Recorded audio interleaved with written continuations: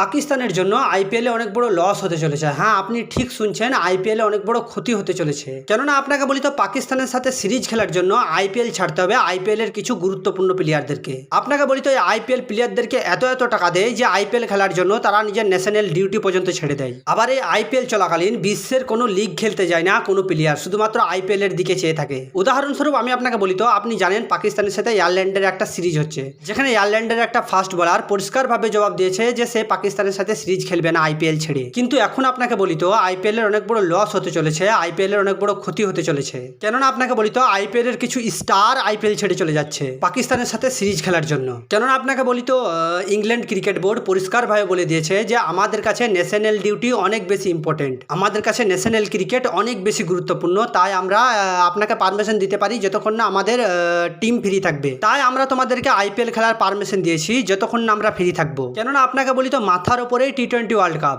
তাই আমরা আমাদের প্রতিটা প্লেয়ারকে পারফেক্টভাবে দেখতে চাই। তাই ইংল্যান্ডের প্লেয়াররা আইপিএল ছেড়ে চলে যাচ্ছে পাকিস্তানের সাথে সিরিজ খেলতে। আর এই কারণে আইপিএল এ যে টিম দুইটাকে অনেক বড়ভাবে লস খেতে হবে, একটা হচ্ছে আরসিবি এবং দ্বিতীয় হচ্ছে রাজস্থান রয়্যাল। আরসিবিকে এই জন্য অনেক বড়ভাবে লস খেতে হবে কারণ আপনাকে বলি, আরসিবির মধ্যে দুইটা ইংল্যান্ডের প্লেয়ার ঢুকে আছে, ওয়েল জ্যাক এবং রেস্টপলি। তারপরে রাজস্থান থেকে যে প্লেয়ারগুলো যাবে সেগুলো হচ্ছে যে জস বাটলার 1 নম্বর, রাজস্থান রয়্যালের পারফেক্ট ওপেনিং ব্যাটম্যান। আপনি বুঝতে পারছেন তো যে জস বাটলার ক্যাপ্টেন রাজস্থান রয়্যালের, তাকেই চলে যেতে হবে। এবং ওয়েল জ্যাকি অনেক ইম্পর্টেন্ট প্লেয়ার। এবং সিএসকে থেকে মঈন আলী, পাঞ্জাব থেকে জনি বেস্টো, তারপর বলি আপনাকে স্যাম কারন যে পাঞ্জাবের ক্যাপ্টেন। মানে আপনি বুঝতে পারছেন তো যে টিম থেকে ক্যাপ্টেনই গায়েব, মানে বুঝতে পারছেন তো ক্যাপ্টেনই কেটে পড়ছে। যেমন আপনাকে বলি তো, কেকেআর থেকে কেকেআর ওপেনার ফিল সল্ট, তাকেও চলে যেতে হবে কেকেআরকে ছেড়ে। কিন্তু আমার মনে হচ্ছে যে কেকেআরের সব থেকে বড় বাস, কেননা ফিল সল্ট কেকেআরের সব থেকে গুরুত্বপূর্ণ ওপেনার এবং কেকেআর তার উপর অনেক বড় ভরসা রাখে। সে ওপেনিংয়ে অনেক পারফরমেন্স দিয়েছে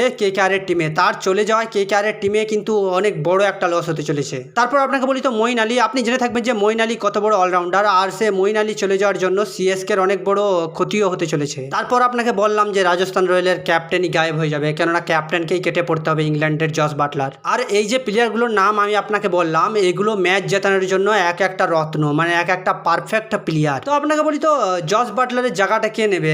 এখন তো যশস্বী জয়সওয়ালের ফর্ম নেই। সবকিছু বোঝা সত্ত্বেও, সবকিছু জানার সত্ত্বেও আইপিএলকে টাটা করতে হবে, কেননা ইংল্যান্ডের ক্রিকেট বোর্ড আইপিএল খেলার থেকে তারা ন্যাশনাল ক্রিকেট খেলাটা বেশি ইম্পর্টেন্ট মনে করে।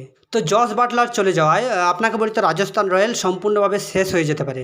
অপশন আছে ফর এক্সাম্পল হিটমায়ার, কিন্তু কোশ্চেনটা সেখানেই উঠে আসছে, হিটমায়ার কি বাটলারের স্পেসটা পূরণ করতে পারবে? না, হিটমায়ার জস বাটলারের পারফেক্ট একটা রিপ্লেসমেন্ট হবে। জানি না আইপিএলে কি হতে চলেছে। তো চলুন দেখা হচ্ছে পরের ভিডিওতে। আর আপনি যদি নতুন হয়ে থাকেন তো দয়া করে একটা সাবস্ক্রাইব করে যাবেন। করেছেন? Thank you so much.